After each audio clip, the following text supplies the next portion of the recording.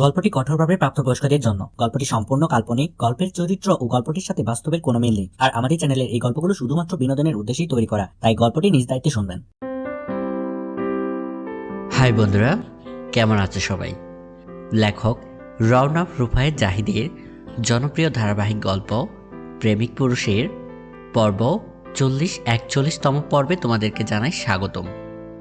গল্পটি শুরু করার আগে বরাবরের মতো তোমাদেরকে বলবো, তোমরা যদি গল্পটি আগের পর্বগুলো এখনও না শুনে থাকো তবে অবশ্যই আমার দেওয়া ডিসক্রিপশনের প্লেলিস্ট থেকে গল্পটির আগের পর্বগুলো শুনে নেবে।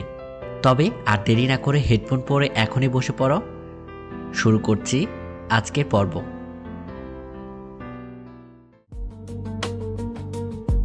যেন আমি সেই শৈশবের মুহূর্তে ফিরে গেছি, যখন স্বপ্ন দেখতাম কাউকে ভালোবাসার। নতুন নতুন প্রেমে পড়ার অনুভূতি, কৌতূহল, আবেগ সবকিছু মিলিয়ে দিন বেশ ভালোই কাটছিল। আমি আবার আহাদের প্রতি আকৃষ্ট হয়ে পড়েছি। নয়া নয়া প্রেমের মিষ্টি অনুভূতি বেশ সুন্দর। কেউ ঠিক বলেছে, দূরত্ব সম্পর্কের গুরুত্ব বোঝায়।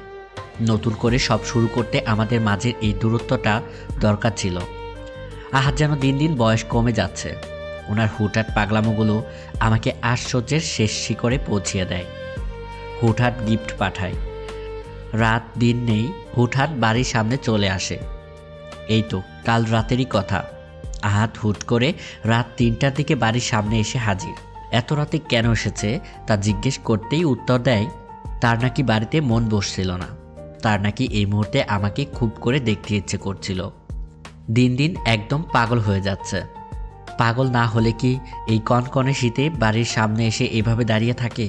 কত করে বললাম ভিতরে আসতে, কিন্তু না, সে আমার কোনো কথাই কানে নিলেন না। উনি নাকি প্রতিজ্ঞা করেছেন আমার মারাত্মক প্রেমিক হবে, হবে আমার প্রেমিক পুরুষ। বাড়িতে আসলে তো আর প্রেমিক সম্পর্ক থাকবে না, অন্যান্য সম্পর্কগুলোর মতো স্বামী স্ত্রীর সম্পর্ক হয়ে যাবে। আহাদ এই যুগের প্রেমিক হতে চায় না, সে 90 শতকের প্রেমিক হতে চায়।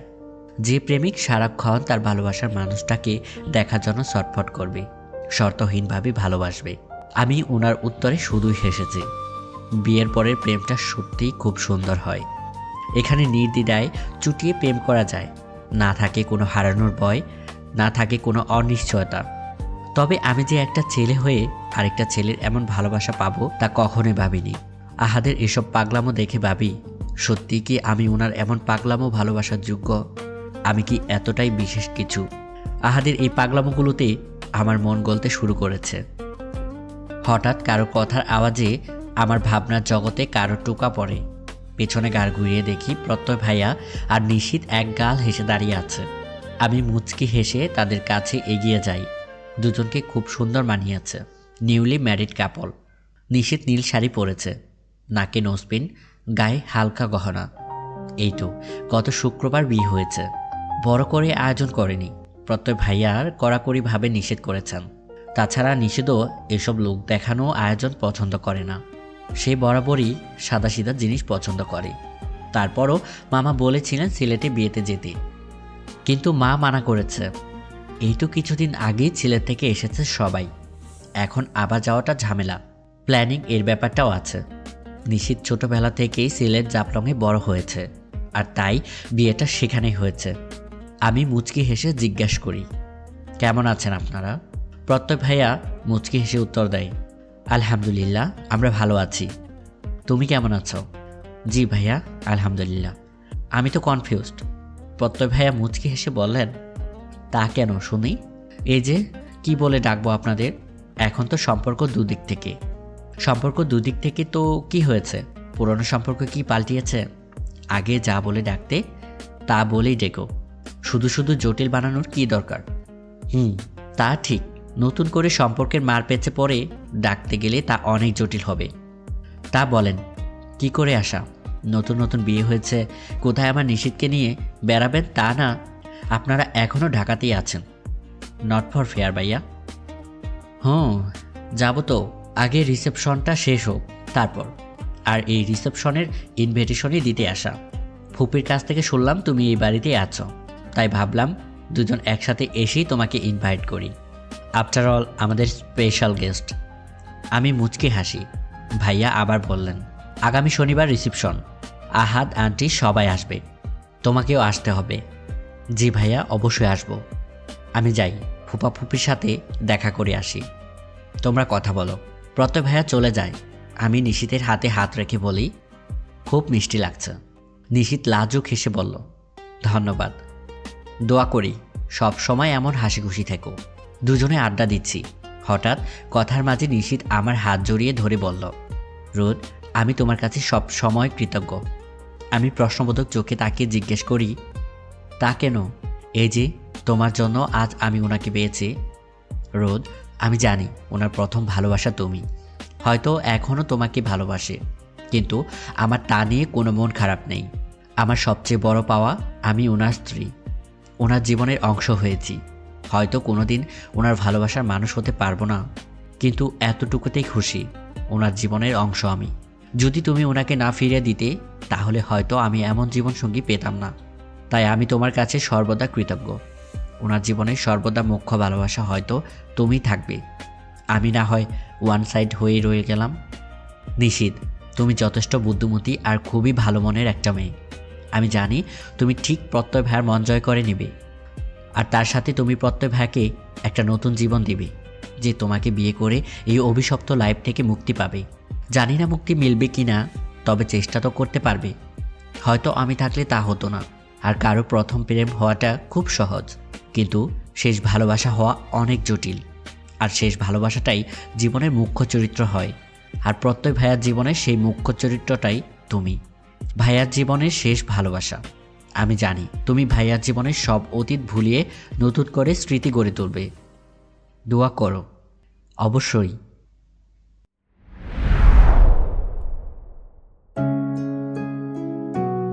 চারপাশ নতুন সাজে সজ্জিত। পরিবেশ হয়েছে অন্যরকম। চারপাশে নতুন ফুল পাতা গজিয়েছে। প্রকৃতি বদলেছে। প্রকৃতি জানান দিচ্ছে বসন্ত এসে গেছে। আজ অনেক দিন পর ভার্সিটিতে যাচ্ছি। এতদিন ক্লাস বন্ধ করেছি ইচ্ছে করেই। আহাতকে ছাড়া ভার্সিটিতে এসে কি করব? তার উপর ওই মেয়েটার কুটনামি দেখার বিন্দুমাত্র ইচ্ছে নেই। আহাদের সাথে বিয়ে হয়েছে এটা জানার পর না জানি ওর কী অবস্থা। নিশ্চিত নতুন কোনো ঝামেলা পাকাবে। আজ আহাদের এক সপ্তাহের পানিশমেন্ট শেষ। আহাদ ভার্সিটিতে আসছে, আমিও সাকিবের সাথে ভার্সিটিতে যাচ্ছি। মন একদম ফুরফুরে। আজ কতদিন পর ভার্সিটিতে এসেছি, তার সাথে বসন্তকাল। আহাদের সাথে দেখা হবে, কিন্তু জনাব আছে কই? আশেপাশে কোথাও তো নেই। ফোনটাও রিসিভ করছে না। অদ্ভুত লোক। আশার ভাইকে জিজ্ঞেস করতেই জানতে পারি আহাদ কালচারাল ক্লাবে আছে। এই সময় সেখানে কি করছে? সামনে তো কোনো ফাংশন নেই। তাহলে এই সময় সেখানে থাকার কারণ কি? এসব ভাবতে ভাবতেই ক্লাবের সামনে যাই। জনশূন্য নীরব পরিবেশ। ক্লাবের অফিস রুমের দরজাটা ভিড়ানো। আমি এক কদম করে সামনের দিকে এগিয়ে যাই। দরজা খুলতেই চোখ জোড়া ছানাবড়া হয়ে যায়। শরীরের প্রত্যেকটা শিরা উপশিরায় খুব দ্রুত গতিতে রক্ত দৌড়াচ্ছে। মাথায় রক্ত উঠে গেছে। আহাতকে ঈশিতা জড়িয়ে ধরে আছে। আহাত ছাড়ানোর চেষ্টা করছে, কিন্তু ঈশিতা জড়িয়ে ধরে কান্না করছে। আমি রেগে সামনের দিকে এগিয়ে যাই। সর্বশক্তি নিয়ে ঈশিতাকে ধাক্কা দিয়ে আহাদের থেকে দূরে সরাই। ঈশিতা নিচে পড়ে যায়। আহাদ ভয়ে ভয়ে আমতা আমতা করে বললেন, রোদ, বিশ্বাস করো আমি কিছু জানি না। আমি তো ক্লাবে একটা কাজে এসেছি। ঈশা এখানে এসে এসব করছে, বিশ্বাস করো। আহাদকে আর কিছু বলতে দেই না। রাগী চোখ দেখিয়ে থামিয়ে দেই। ঈশিতার কাছে যেয়ে তাকে উঠিয়ে হাত মুচো দিয়ে ধরে দুই গালে দুইটা চড় দেই। গাল চেপে ধরে চিৎকার করে বলি, কি ভেবেছিস এতদিন ছাড় দিয়েছি তাই বলে আমি দুর্বল? কিছু করতে পারবো না? আহাদের দিকে নজর দিলে চুল টেনে ছিঁড়ে ফেলবো। শাকচুন্নি বদমাশ মেয়ে। এই থাপ্পড়ের কথাগুলো যদি মনে থাকে, ভবিষ্যতে আর কোনো দিন আহাদের দিকে চোখ দিবি না। আর যদি দিস, কাঁটা চামচ দিয়ে চোখ তুলে ফেলবো। ঈশিতাকে ওয়ার্নিং দিয়ে আহাদের হাত ধরে টেনে নিয়ে আসি। আহাদ আমার দিকে হা হয়ে তাকিয়ে আছে। আমি আহাদকে নিয়ে সোজা পার্কিং এরিয়াতে চলে আসি। গাড়িতে বসে বড় বড় নিঃশ্বাস ফেলছি। রাগে আমার শরীর কাঁপছে। ইচ্ছে করছে ঈশিতাকে কুচি কুচি করে কেটে লবণ লাগিয়ে দিই। আহাদ পানির বোতলটা খুলে আমার দিকে এগিয়ে দেয়। আমি ঢকঢক করে পানি শেষ করি। আহাদ তখনও অবাক চোখে আমার দিকে তাকিয়ে। আমি রাগি চোখে তাকাতেই আহাদ ভীতু স্বরে বললেন, বিশ্বাস করো আমি কিছু জানি না, প্রমিস, তোমার কসম। আমি জানি। তাহলে আমার উপর কেন রেগে আছো? আপনাকে ছুবে কেন ওই শাকচুন্নি? ওই যে এখানে এখানে স্পর্শ করছে, তাই না? বলেই রুমাল দিয়ে আহাদের শরীর মুছে দিতে লাগলাম। আহাদ আমার দিকে হা করে তাকিয়ে আছে। আমি রেগে রেগে গর্জন করে বললাম, কেন জড়িয়ে ধরল? বলুন কেন? এগুলো তো আমার জায়গা, তাই না? ও কেন এই যে এখানে মাথা রাখলো? এগুলো বলে রাগে জিদে কান্না করে দিলাম। কিছু কিছু মানুষ আছে রেগে গেলেও কান্না করে, আমিও তাদের মধ্যে একজন। প্রচণ্ড রাগে প্রচণ্ড রকম কান্না করি। আহাদ সাথে সাথে আমাকে তার বুকে জড়িয়ে ধরে। আমি ছুটে আসতে চাইলে আরও শক্ত করে জড়িয়ে ধরে। আমি আহাদের বুকের কাছে শার্ট খামচে ধরি। সামনে দুটো বুতাম ছিঁড়ে যায়। বুকে মুখ লুকিয়ে কান্না করতে করতে বলি, আমার সহ্য হয় না আপনার দিকে কেউ তাকালে। রাগ হয়, খুব রাগ হয়, ইচ্ছে করে তাকে খুন করে ফেলি। ভাল লাগে না। কেন এত সাজগুজ করে হিরো সেজে ঘুরতে হবে? কেন অন্যদের দেখাতে হবে? আচ্ছা ঠিক আছে, আর হিরো সেজে ঘুরবো না। আমি শুধু আমার রোদ পাখির। আমার রোদ পাখি যেমনটা বলবে তেমনভাবেই হবে, কারণ আমি যে তার শখের পুরুষ, প্রেমিক পুরুষ। এবার কান্না বন্ধ করো। না, করব না। আমি কান্না করব, অনেক কান্না করব। আপনার কি? আমার কষ্ট হয়তো। হোক কষ্ট, বেশি করে হোক। আহাদ আমার মাথায় হাত বুলিয়ে দিচ্ছে, নিজের সর্বোচ্চ দিয়ে চেষ্টা করছে কান্না থামানোর। হঠাৎ আহাদ ওনার বুক থেকে আমার মুখ তুলে কিসিং ফাইট করে। আমি কাঁদো কাঁদো কণ্ঠে বললাম, তৃষ্ণার্ত কাককে যদি পানি দেখিয়ে পানির তৃষ্ণা মেটানো যেত, তাহলে সে কাকের লড়াই করে পানি খেতে হতো না। আমার কথা শুনে আহাদ ভ্রু কুঁচকে নিল আর ছোট ছোট চোখ করে বলল, ওরে আমার রোমান্টিক বউ। আমার ভাবতেই মনটা খুশিতে ফাল মারে। পৃথিবীর সেই বিখ্যাত রোমান্টিক বউটা আমার ঘরে। আমি আহাদকে শক্ত করে জড়িয়ে ধরে বললাম, বউ রোমান্টিক হলে হবে না, তার স্বামীরও হতে হবে। আমার কথা শুনে আহাদ দুষ্টু চোখে তাকিয়ে বলল, কি আমি রোমান্টিক না? না, মোটেও না। তবে তো আজ আর ছাড়বই না তোমাকে। কি করবে? রসমালাই বানিয়ে খেয়ে ফেলবো। এই না না, খেয়ে ফেলে তো শেষ হয়ে যাবে। রেখে রেখে খুব যত্নে ভালোবাসার মোহমায়ায় পান করব প্রেম তৃষ্ণা। এই বলে আহাদ তার ঠোঁটের মধ্যে আমার ঠোঁট এক করে নিল, সাথে আমিও চোখ বন্ধ করে নিলাম। হঠাৎ আহাদ বলল, ঈশিতা এতটা কাছে না আসলে তুমি কাছে আসতে কি? এত সুন্দর মুহূর্তে হঠাৎ ঈশিতার নাম শুনে আমার মাথায় আগুন ধরে গেল। আহাদকে ধাক্কা মেরে আমি গাড়ি থেকে নেমে পড়ি, আর সে পেছন থেকে ডেকে চলছে।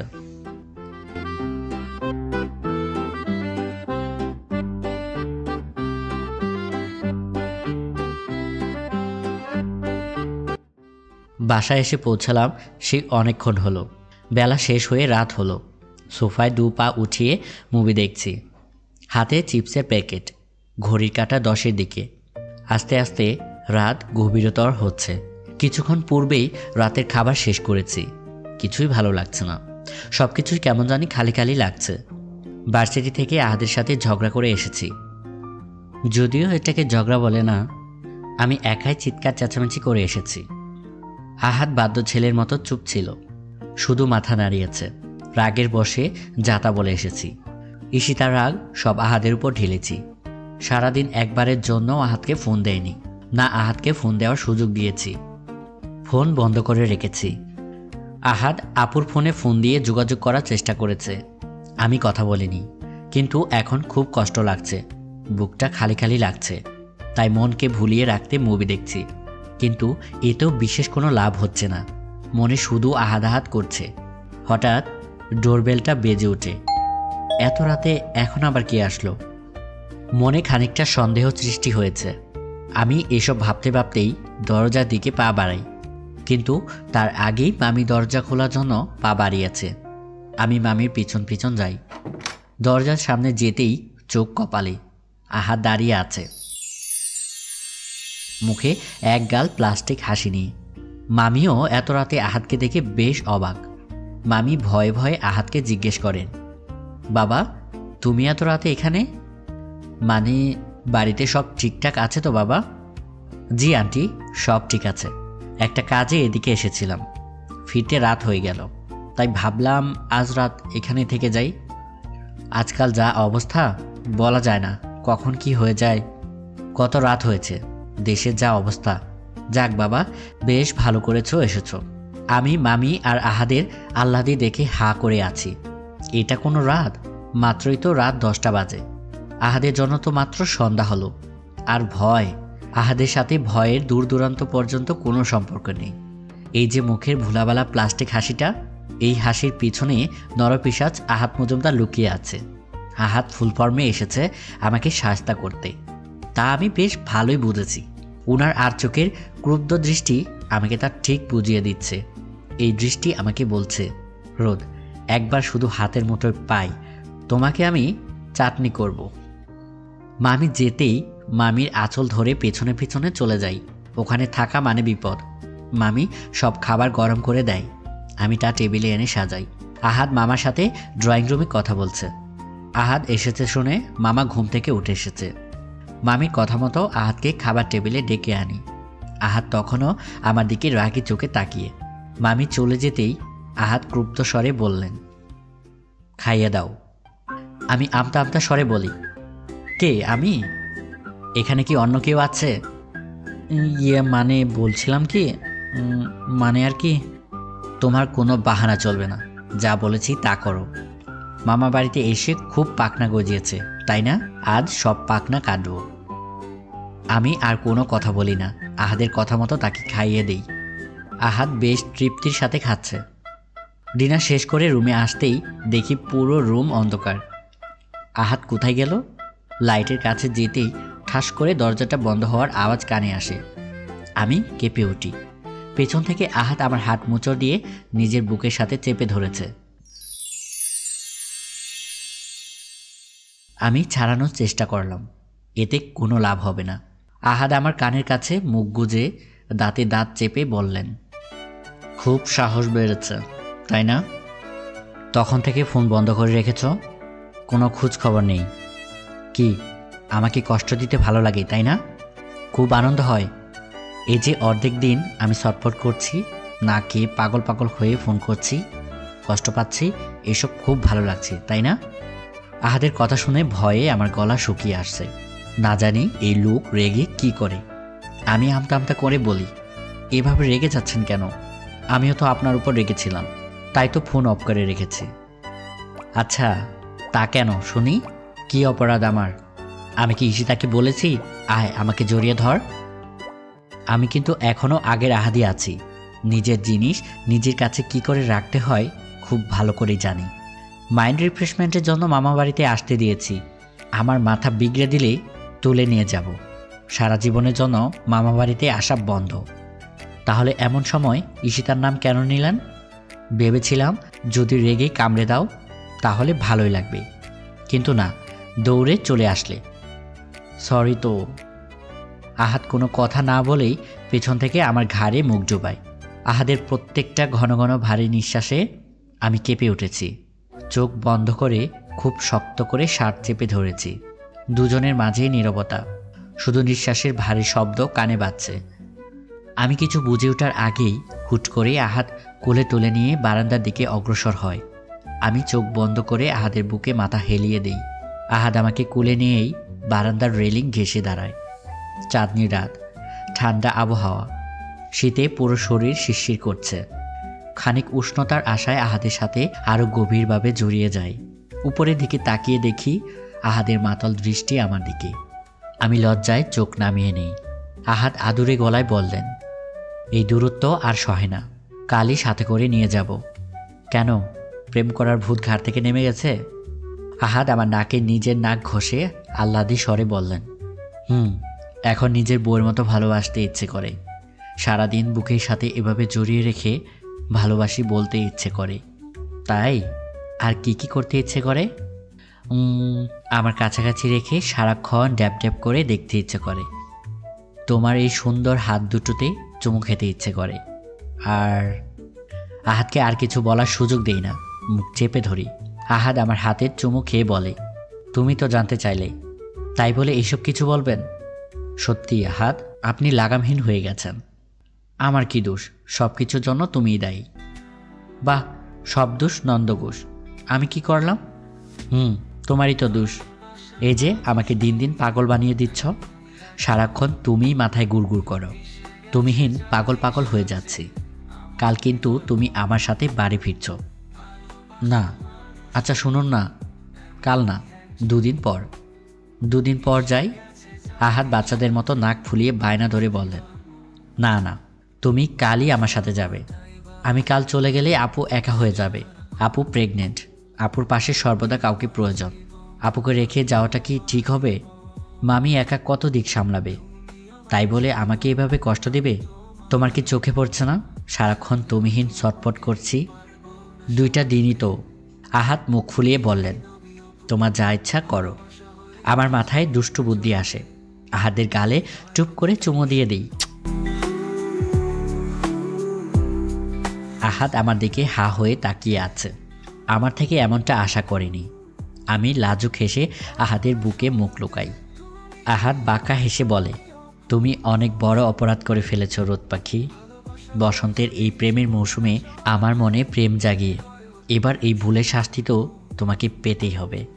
আপনার সব শাস্তি শিরোধার্য। মারো। মারব তো বটে, কিন্তু বিষে না, মধুতে। আমি লজ্জায় জর্জরিত হয়ে যাচ্ছি। আহাদ আমাকে নিয়ে রুমের দিকে পা বাড়াচ্ছে। এবার না থাকবে কোনো সংকোচবোধ, না থাকবে কোনো বাধা। প্রেমের এক নতুন অধ্যায় শুরু হবে। কিন্তু অতীত কি আদৌ পিছু ছাড়বে? সব কিছু ভুলে দিলাম এই বসন্তময় রাতে প্রেমের নদীতে সাঁতার। আজ একজন অন্যজনকে ছুঁয়ে যাব, সাগরে মিশে থাকা জলের মতো। সাক্ষী থাকুক এই বসন্তের রাত, ভালোবাসায় হোক রঙিন দুটি হৃদয়। অন্তর আমার গাইবা এবা বলছে সারাক্ষণ, তুমি আমার জীবন, আমি তোমার জীবন। তুমি আমার জীবন, আমি তোমার জীবন।